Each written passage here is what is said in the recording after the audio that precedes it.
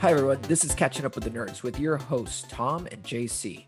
This is a podcast about two dads that are catching up on all the nerdy stuff we missed, sharing how we pass on our nerdy passions to our kids, and deep dive into nerdy pop culture to make it more accessible for you, our listener. I'm one half of your podcast host. This is Juan Carlos Garay, but everybody calls me JC. I am currently in Portland, but am originally from Honduras. Before living in Portland, I was living in London where I met Tom. And before that, in the States. And before that, I was originally from Honduras, as mentioned. And I've got two lovely kids, an 11-year-old named Aiden, a 5-year-old named Arabelle, and I'm married to an amazing woman called Fiorella. We all call her Fio.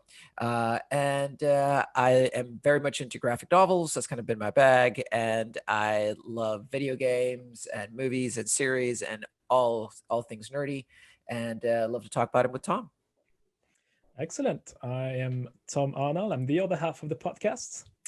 Uh, Originally from France, as you can hear, the thick accent coming through the microphone. Moved to the UK about 20 years ago, which is where we met. Not that long ago, about 10 years ago, I think, something like that. What else? I've got two lovely kids also. Emily, 11, who's the same age as Aiden. Make the connection there. And Louis, who's almost 4. I'm married to Elizabeth, who is also named Liz. I like the Queen. What else do I have? Who is also lovely, as she'll be listening to this. I'm very much into video games, retro gaming, all new, whatever. I play everything. I love comics, movies, the Marvel Universe, Batman. That's me. And a little bit of anime stuff. Hey everyone, today's episode 4 of the 5-part PlayStation miniseries. Today we're talking about the PlayStation 4 launch, one that is near and dear to our hearts, so enjoy.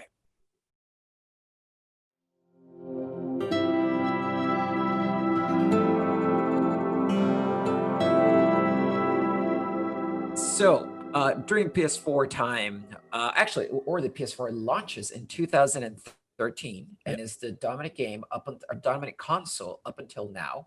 When we're getting the PS5 launch. During this time, things that happen are one, Facebook goes mainstream. Like all of a sudden, Facebook's a thing for everyone. It already kind of had started already, but at this point, it becomes a dominant social platform. The Google Pluses of the world, unfortunately, don't quite make it. And then there's a big shift in gaming to phones. There's a lot more apps being dropped with games on them that people are gaming on the tube when they're riding their commute to work. People are during their smoke break are coming out and gaming. Like all these things are starting to happen. But we also get life moments for me and Tom. Like Tom moves back from France after a little stint of going back home to the motherland, and I moved to the U.S. to Portland from London. And life goes complicated again for all of us.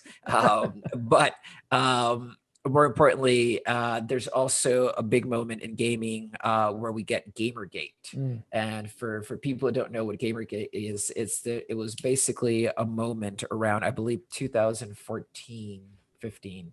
Around that, where a lot of people in the gaming community came out in response to finding out that some of their favorite games were designed by women, by people of color. There was a big backlash against that about how they thought that having more diversity in game designers was actually going to make the games worse and take them to a place that they didn't want to do. They didn't want rules to be broken the same way that like Miles Morales broke the Spider-Man rule. That was not something they were too into. And I do honestly believe that has a knock-on effect to some of the games that we see come up in during the PS4 period and really into PS5. But before we kind of dive into those, it'd be great to kind of touch back on like what makes the PS4 great. What was your experience with the PS4? For me, this is where we got back into gaming. Like Aiden was old enough that we could game together, and so we bought the PS4. We still have it, and so far I've really enjoyed it. But what's been your experience with PS4? I think PS4 for me is again, it's the continuity of the PlayStation 3. So they've improved on many things, especially the online experience. But also that's when you really got the full experience, the full solo. What's the word for it? Yeah, the full solo experience, gaming experience, as in, Yeah. or like story-driven games. Yeah. Where there's going to be a lot more Last of Us. There's going to be a lot more Uncharted. There's going to be a lot more God of War. And those games, you don't play them online. You play them because you want to enjoy the story. And I think that's what the PlayStation 4 did, was to consolidate those games, but also cater to the people that were looking for those types of games. Where, again, the competing consoles for the PS4 is the Xbox One. The Xbox One for Microsoft is, again, it's all about muscles. It's all about power. It's all about, look at this graphics. While the PlayStation audience is more like, well, I want to play Last of Us. I want to play something that is going to speak to me. And I think that's where to me, the big divide between the two consoles, between the two brands is. I think, it's to me the best. Well, I've not tried the PS5 just yet, but I think it's the best PlayStation console out of the four. The PlayStation 4 is like it's up there, because of the graphics that are really good. Again, people were arguing when it came out there was such a massive leap between the 3 and the 4. I always argue against that, because the games that are now coming out at the end of a generation they all look really good. So obviously the jump to the next generation is not as obvious, but when you go back to the previous one, that's when you understand, you see the subtle changes. I think the PS4, it's also the start of consolidation of, I can't say that word. I don't even know why I'm using it. Consolidation. Consolidation. I can never say that freaking word. Of online gaming. When it's now stable, it's now well done. It's, again, there's more games available to buy online. There's more games available with online capability. And your Call of Duties, when you can play up to like 100 players on the same map. That wasn't, no console, no generation was able to do that up until now. But I think technologically, I think it's a great generation. PlayStation VR, I think we should mention, that is the first VR experience that was available to the masses, cheaper than the other brands. And that would work well. I mean, I still suffer from motion sickness when I play it, so I can't really play it, but I know Emily does. I think we also mentioned the going down the cage to visit some sharks. The shark cage. Which and that's a different way of consuming games and enjoying games. The headset, I think the VR headset is really, again, it's a massive improvement. I think it finally broke through mainstream gaming. It's you had different brands that were doing it before, and they're doing it.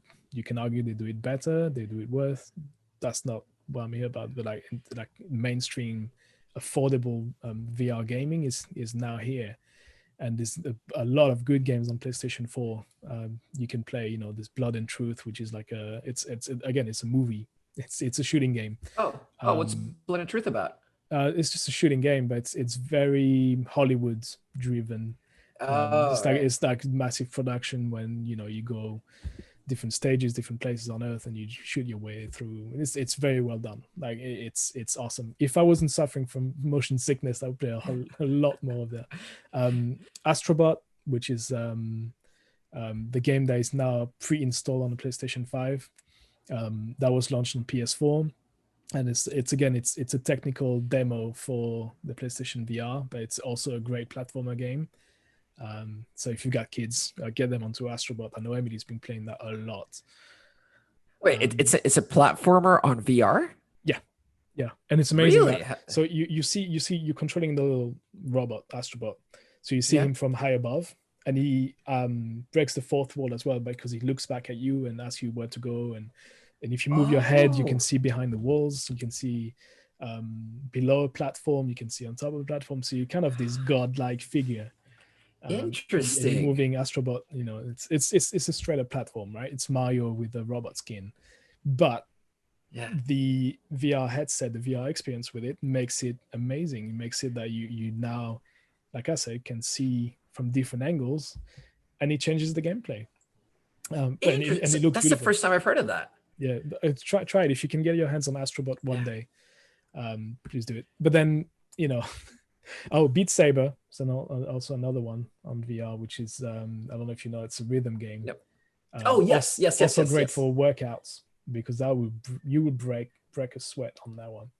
Oh, nice. Because you gotta avoid stuff coming at you. You gotta slice them, dice them, all in rhythm. You know, it's that's awesome. You know, I was playing it this summer when we were in full lockdown. You know, because we're not allowed to get out. So I was like, you know what, Beat Saber,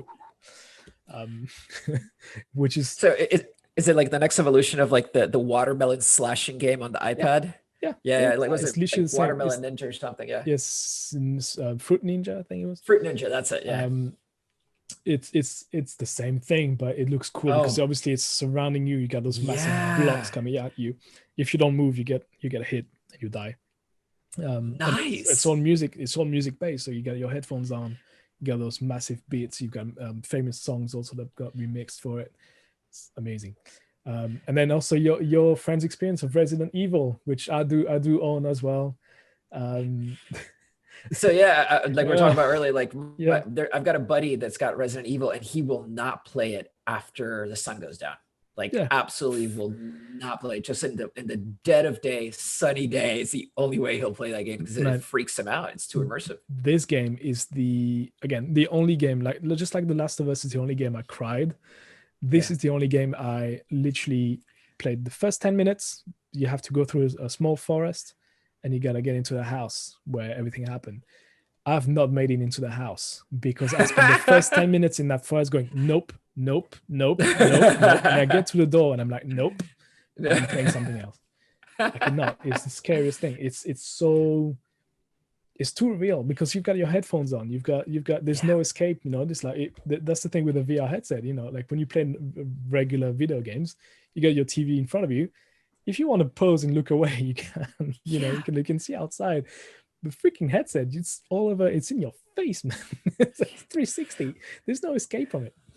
Well, I was telling you about like experience I had when I tried it out with the shark cage game, and there's no interactivity with that game really. It's just like seeing a movie that you're like kind of playing in and that you can look around. Yeah.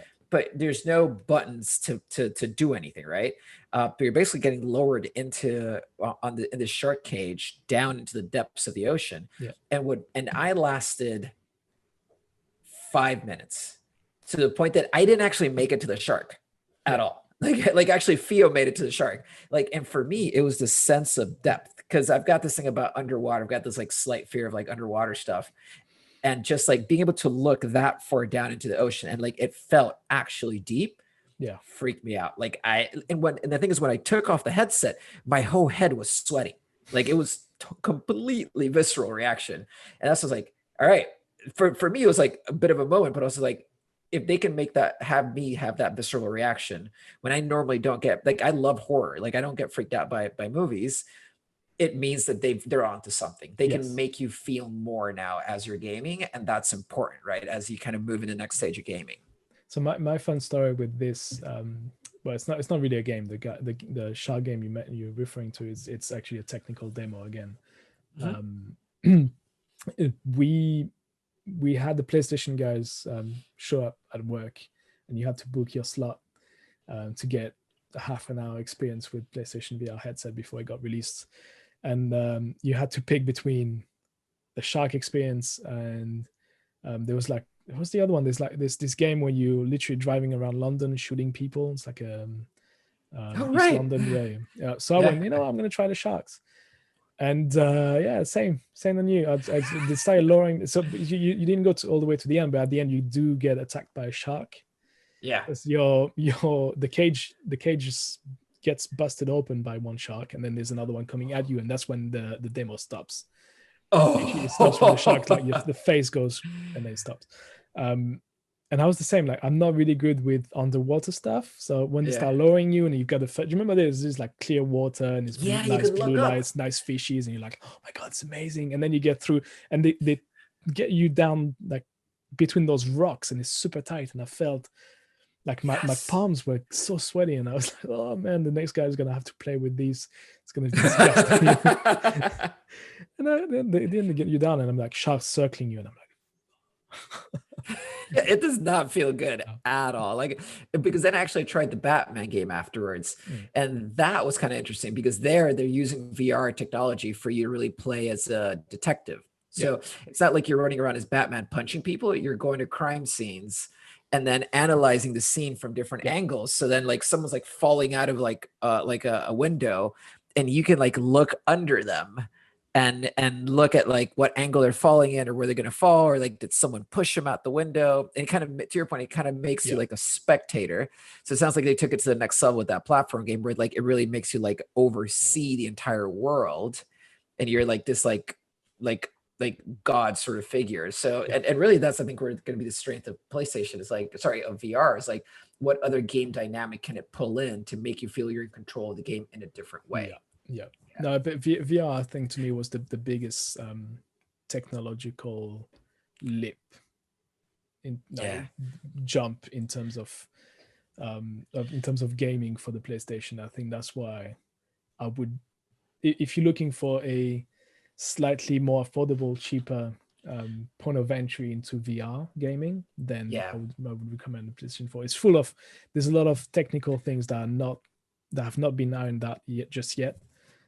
So, for example, me getting motion sickness is because of the frame rate. And which is what we'll talk about in a second with the PlayStation 5, but that's something that is being fixed with the PlayStation 5. I think that's what the PlayStation 4 Pro, I don't know if you want to mention the Pro, which is the latest version of the PlayStation, which supports 4K and HDR and all that beautiful stuff. But the frame rate is a lot more solid, and it's higher on the PlayStation 4 Pro, and it's sort of started fixing issues with the PlayStation VR headset. The PlayStation 4 Pro was released, or one of the reasons why it was released was to handle the PlayStation VR headset, because it's a lot beefier than the original PlayStation 4, right? And also because 4K, because we're moving of course. 4K. These were the two main reasons why. I usually thought of it as like the 4K console, but it makes sense that it would be to also enable more VR. That makes sense. So one of the things I find interesting about the PlayStation 4 as well is I feel like there's a big change in the narrative around like their main characters, and it kind of ties back to that through line I was mentioning about Miles Morales, and about how the change in having more diversity in games kind of has become a thing, especially with the PS4, I think.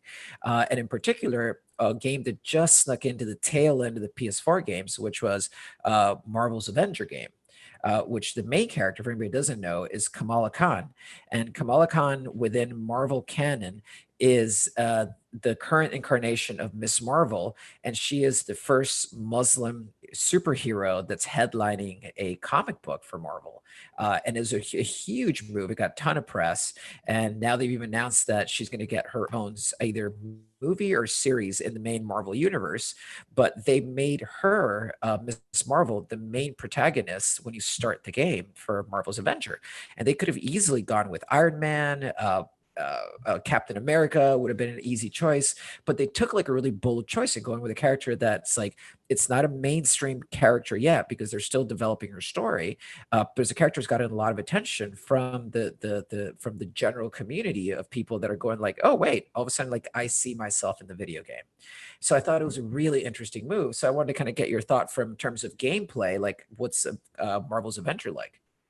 Yeah, I again, I did something absolutely rare for a video game. Is I pre-ordered the game as soon as the trailer dropped, and I saw the trailer was outstanding, and I went, okay, I'll get myself some of that action. And then they released a demo, a month before the final game dropped. Yep. And I actually canceled my pre-order, but not because of who the leading. Again, in the demo, it's not really strongly hinting to who the main character is. You don't really see it. You don't see it. So even the demo didn't show us her. The demo, you get to play Iron Man, and then you move on to the Hulk, and then you move on to Thor, and then you move on to Black Widow.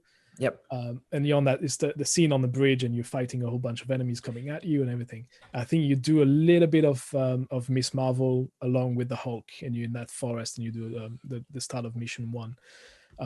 It's just so I did not cancel my pre-order because of everything you just mentioned about Miss Marvel. Is just that the game, to me, in terms of gameplay, sucked. Oh, right. I Okay. didn't like it at all.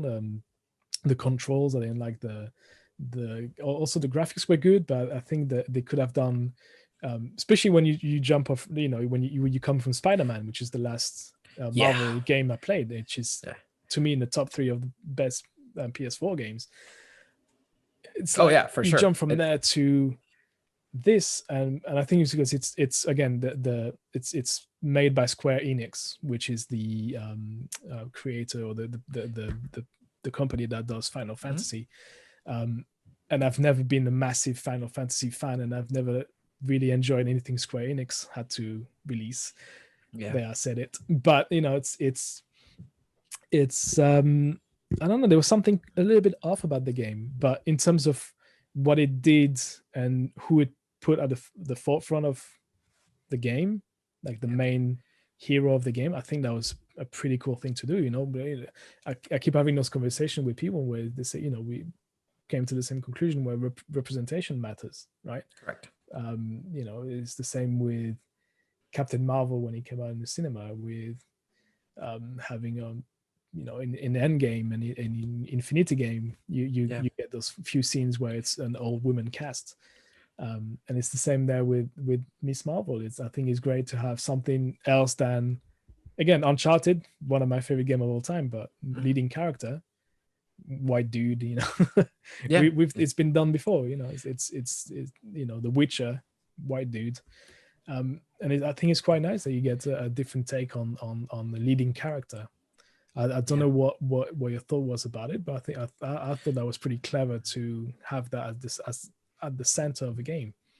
Yeah, absolutely. No, I think it's a type of thing where there's certain movies that when you look at them, you go like, that movie's not great, but it gives a character an opportunity to be somebody they haven't been before. Yeah. Right. And I think, so for example, there's like a time travel movie that came out that Spike Lee produced, and I forget the name of it right now. Oh, it's yes. on Netflix.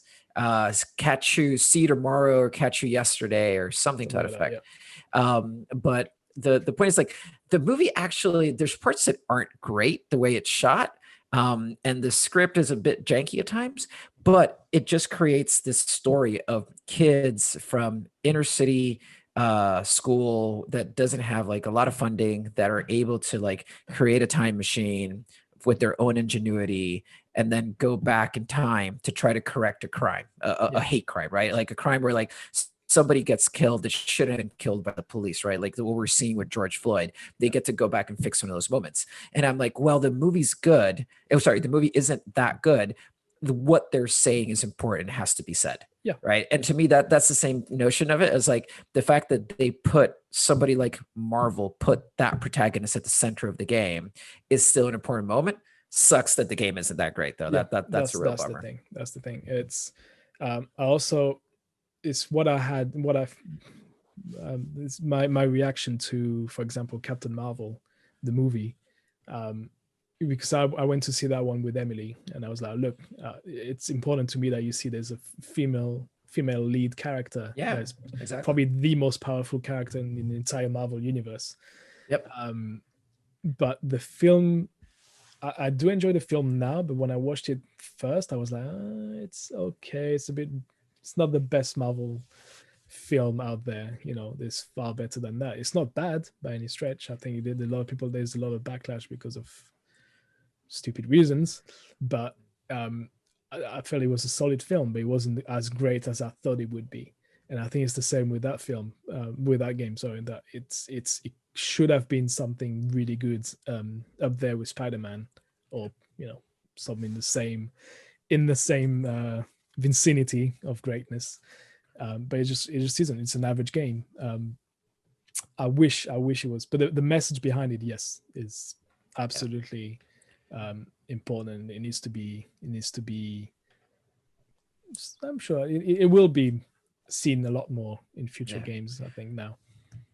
Because then that like leads us into PS5, right? And that's like a perfect hook into it because of what's happening with Miles Morales. And PS5 is launching now, and the kind of the world events happening around it are like, so we're in a pandemic, so like everyone is gaming. Because there's in some ways there's literally nothing to do. And to me, what's been fascinating about it is that people just have fallen in love with Animal Crossing, that Switch game, right? It's like everybody's obsessed with it. And it's a real sign of the times, man. It's like, what's been your experience with Animal Crossing? Animal Crossing, I've not played it at all. I know of it because of its days on the Nintendo DS. But apparently it's one of those games that is still outselling everything else. And I think it's got the biggest selling, or the biggest launch for any Nintendo game of all time, I think, digitally and physically. But Animal Crossing is just what we were saying, is just that you're not allowed to go outside and do the most mundane, simple things, go for a walk, go for a fishing trip if you're into that, so what you do it online. That's why also I think Minecraft is a great game to have in there, because you can just go outside and fly around. But Animal Crossing, it's just like you go outside, you buy stuff, you sell them to somebody else in the village, and then you do that again, and then you come back and you do a bit of fishing, you build your house, so it's I've not got Emily into it. I don't know if she knows about Animal Crossing. I think she may be aware of the brand, but I don't think she knows what it is exactly, because I feel like it could be a game where you put in like 150 hours, and as much as I like her to play games, I don't want her to put that kind of hours into a game just yet. By the time she's 18 and she's thinking of going out and drinking alcohol and stuff like that, I will put Animal Crossing on the Switch 2, Switch 3, or whatever. Keep her inside forever. Just keep playing the whole weekend. Can get 250 hours before you get to the end of this game. Yeah. Clubbing. You don't even have to eat. You just keep going. I'll feed you some pizza. Just throw a bunch of pizza at you. But no, I think that you had an interesting point also about Animal Crossing and how it got Joe Biden elected, right? It is the Trojan horse to this Democratic win, I strongly believe. So for anybody who doesn't know, apparently within Animal Crossing, for anybody who doesn't know what Animal Crossing is, it's basically a game where you live on an island and like you grow crops and you create a house, and it's kind of like Minecrafty in that sense of like you create your environment, but then you go trade with people, you like your crops for their crops, and it's kind of like all really like well intentioned and whatnot. Very calm game. It's clean. It's very clean. Yeah. But within the game, you can create like little like areas to go visit. And so the Democratic Party decided that they were going to create Joe's train station or something within Animal Crossing. And it's basically like a whole town where there's like trains, because obviously Joe Biden's talked about bringing back like trains and maybe investing in high-speed trains in the United States, because he used to commute from I think the Pennsylvania area or something, or Delaware area, all the way up to DC or New York and stuff, using trains. And the fact that they put in there, I thought was just like, it was just one of those like cringeworthy, but also kind of like, oh, they're trying. Oh, bless them. It's like, so I do believe that won the election, but that's just my take. Yeah. So, but what else happening right now, as we're talking about, like politics is like dominating our life, right? Politics is absolutely dominating our life. And that's what I was thinking, like, just in thinking ahead to the PS5 and the games that are be coming out, you know how like we went from playing soccer and games like FIFA to all of a sudden like being the manager, the coach. Like you weren't actually playing. You were just like getting the right like players into the game, like trading for the right players, making sure the club was making money, like all these things. It's like, why can't we have campaign manager? Like all of us know way more than we need to know about the different voting districts in Pennsylvania, Arizona, and Georgia, man. We know how to activate campaigns, how to get your candidate to the right place, to like deliver the right message to a particular crowd. It's like, dude, they need to make that a game, I think. And if you watch the Netflix documentary about Roger Stone, I think I can't remember the No. title for it. I think it's called Where's Roger Stone, something like that. And Yeah. it's amazing, and it tells you all about how money in the US got into Oh yeah. the world of politics, and how Yeah. um, businesses are buying political interests. Oh yeah. In the game, you got to find which lobbyists to take There you money go. from and which That ones you lobby money. don't, and it could influence the outcome based on who you backed. Oh, dude, I like that. So yeah, that's when I started getting into US politics and the system, the entire system around it, which is very, very, very far away from what we've got in Europe. It's vastly different. It's two different worlds, really. The way you guys do it and the way we do it, it's vastly different. You could argue there's special interest and a lot of money being exchanged, but it's not as forthcoming and clear as it is in the US, where you can see where people's interest, who's pushing a certain product on what candidate, or a certain way of a certain lifestyle. Dude, we could make it like by seasons. It's like you Yeah. play your first season, and that's to get like to get your candidate into the primary. Mhm. And then the second season is like you actually go into like being like trying to get the presidency and I stuff. think we can start on the And governor third level. season, you're trying to get the Senate back. Yeah, exactly. Three I don't know- solid seasons. I don't know if you want Thank to you. if you want to start with a presidential campaign right away, but certainly you want to do something maybe local. It's like on Football Manager, you can start with the big teams like Barcelona and Oh, Madrid yeah. and Manchester United, but you can just start with like your local elections of the mayors. It's like of Dude, I would so play that. somewhere in North Carolina or something. I would totally play that. Like you're running to become just like city councilman, and then you got to do some like good deeds as a councilman to then become like city mayor and then governor and then senate and stuff. That'd be Dude, great. Then you get, it's the- get higher. So if you're a game developer and you like that idea, email us on catching up Yes. with nerds Yes. at gmail.com. We'll take a cut. We have already trademarked the idea. We have royalties set up for it. You can pay us. Thank You you. can advertise on here.